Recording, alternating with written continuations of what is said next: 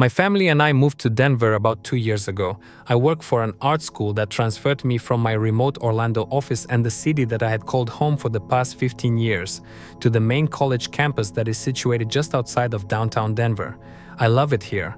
I love the mountains, I love the snow, I love the people. I love the culture that lives to be outside, celebrates diversity, and is crafted with tales of portals, Illuminati, and haunted public parks. I love that everyone here wants to keep Denver weird.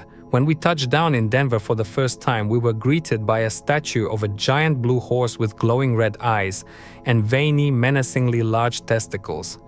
As we pulled away from Denver International Airport, the driver we had hired let me know that the horse is named Lucifer, and during construction its head had fallen off its body, killing its creator. Neat! Upon uprooting my wife and 2 children, 6 and 2, and moving out west, I was faced with an increasingly unrealistic cost of living. I had heard that Denver was more expensive than Orlando, and that should be expected, but I was not prepared for the dramatic increase in the price of rent, food, and everyday items.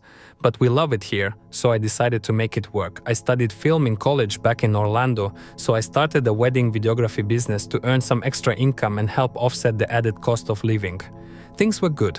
Many couples travel from out of state for destination weddings, and there was enough work to go around. I didn't mind the time away either, as it gave me a reason to explore my new state. A few weeks ago, I received an email inquiring about videography services for a wedding. Generally, I will start discussing the filming of a wedding 6 months to a year prior to the date of. This request came in a few days before. There was no contact information or details pertaining to the couple. The email was brief and contained only the following: $10,000 paid in full on Halloween night. We require your services, 9:00 p.m., Terminal C. When October 31st rolled around, I spent some time walking our neighborhood with my kids and watching the look of joy on their faces. My wife was slightly annoyed, albeit curious, at the fact that I was planning on leaving shortly thereafter to drive out to Denver International Airport with my full array of camera equipment to film a wedding that I knew nothing about. I agreed that the circumstances are bizarre, but if legit, the money was nothing to scoff at. If this was an elaborate hoax, I would waste nothing more than a few hours of driving and another chance to see more of this beautiful state. I stole a few peppermint patties, my wife's favorite, out of my son's basket and insisted she eat them. Candy is the great equalizer, and I figured that after she had loaded up on sugar she might relax a bit. I was dressed in a black suit. The attire that I wear to weddings can vary depending on the venue, the dress code, and the weather. Because I knew next to nothing about the ceremony tonight, I opted to play it safe. Before I put on my jacket, I strapped on a GoPro with a chest mount. I've started to wear a GoPro to every wedding I film now to get added footage that records everything, uninterrupted. The data is automatically uploaded into my cloud. My next foray will be into using a drone, but I haven't made it that far yet. I arrived at the airport making note of Lucifer as I drove in and parked in short-term parking.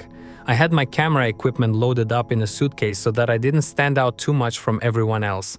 I felt uneasy wandering around the airport without a real sense of direction, and it wasn't until I arrived at ticketing that I realized that there was no way I was going to be able to get through to Terminal C without a boarding pass. I approached customer service, and an older blonde woman with skin that looked like it was about to melt from her face gave me a dead-eyed acknowledgement. I told her my intentions, and without saying a word she walked around the counter and headed toward baggage claim. Instinctively, I followed her. After a few moments, she stopped, glanced up toward the ceiling and said, "Wait here." My eyes followed hers, and I realized that I was standing directly underneath a small statue of a gargoyle emerging from a suitcase. I figured this was as good of a time as any to start, so I turned on my GoPro. As I waited, I looked around, watching hundreds of people scurry back and forth without noticing anything around them. I had been worried about having a large suitcase and wandering aimlessly, but no one would have paid me any attention anyway. These people were blind to their surroundings. A weathered, handsome gentleman approached me and extended his hand. His blue suit was tailored perfectly so that even with his arm fully extended, his pressed dress shirt underneath barely shone under his coat. I noticed his cufflinks, a small, unassuming triangle. He greeted me with a smile and signaled for me to follow him. He walked with a sense of urgency as we entered an elevator just off of the main concourse. He was not overly polite nor rude in any fashion. He seemed determined to arrive at his destination. The elevator hummed as we made our descent downward. We exited, my luggage still lumbering behind me, and began to walk down a long granite corridor. Our footsteps echoed during the walk. Finally, we stopped outside of a large wooden door. I could hear the faint sounds of music on the other end mixed with the reverberation of men's voices.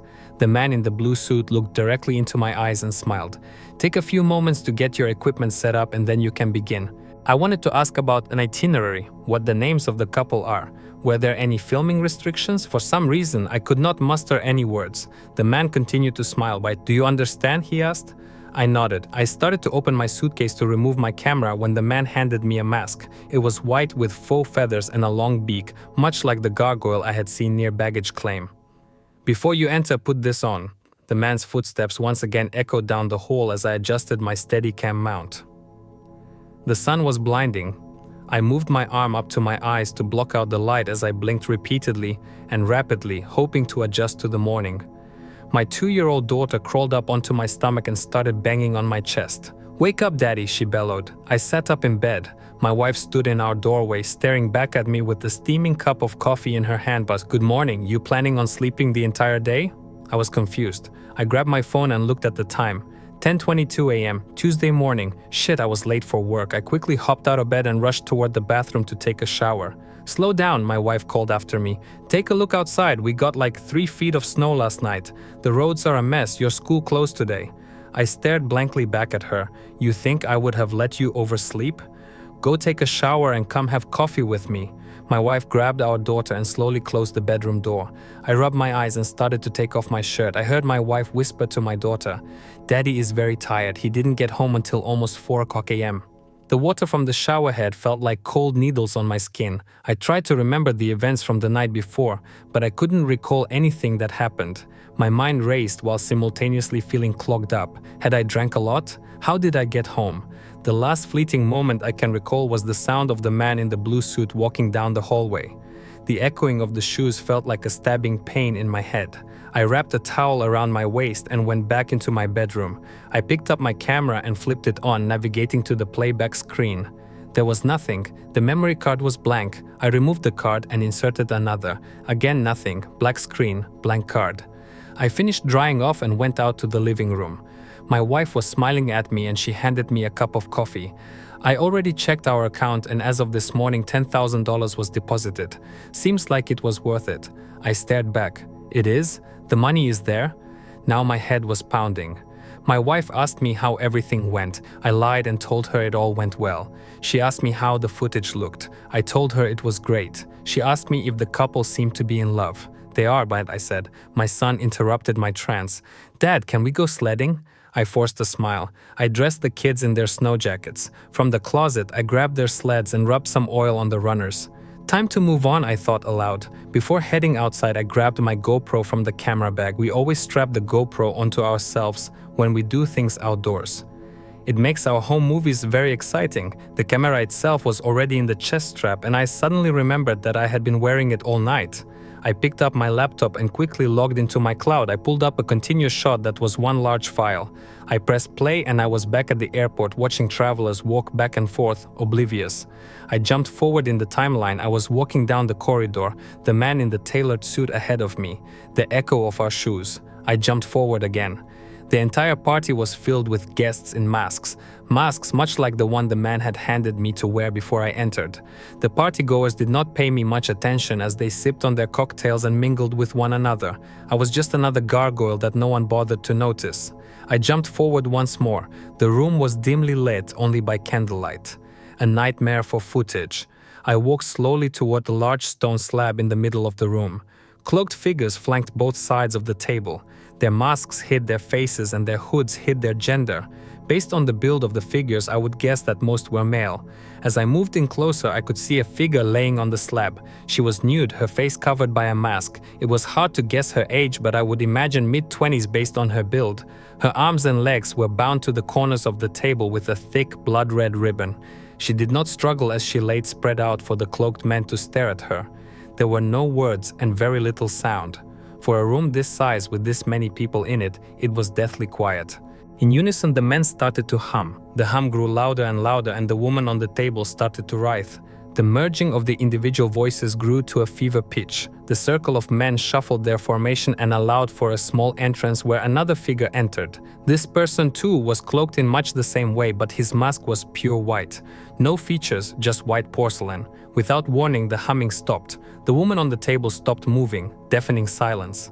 The man disrobed. He was stark naked in front of the table. To his left, a robed figure handed him a knife. Only this knife looked old and weathered. Its handle appeared wrapped in leather in the candlelight. Its blade was jagged. I'd be inclined to call it a dagger. The naked man licked the edge of the blade. He slowly bent over the bound woman and slid the dagger across her stomach. Not enough to inflict any pain, but enough to see her body tremble. When he was finished, he stood erect and surveyed the room. The silence was unnerving. Finally, he said to the room, "On this day, let us celebrate." Without warning, he lifted the knife high above his head. Both hands gripped the handle tightly with the blade facing down. The woman's body shook. The door to my bedroom swung open and my son and daughter charged in. I quickly shut the laptop and placed it aside. "Come on, Daddy, let's go sledding," my son called out.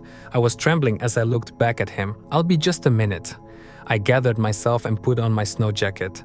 My snowshoes were nearly impossible to slip on, with my hands shaking as badly as they were. Luckily, my gloves masked some of my nerves. I couldn't concentrate as every noise in the house was amplified in my head. The television, the kids chattering, the phone ringing, that hangover feeling again. I could tell that I was sweating, so I wiped my face on my sleeve. Returning to the living room, I picked up my son and threw him over my shoulder, doing my best to regain normalcy. "All right, let's just go," I said. "I'm gonna throw you into a snow pile." As we started to walk out the front door, my wife called out for me. "Hey, hon, there is a man on the phone for you. He says he was at the ceremony last night and he wants to inquire about your future services." I stared back at her for a moment before replying, "Tell him I'll call him back." Well, that's all. If you liked it, give it a like, subscribe to the channel, and don't forget to click the bell so you don't miss new videos.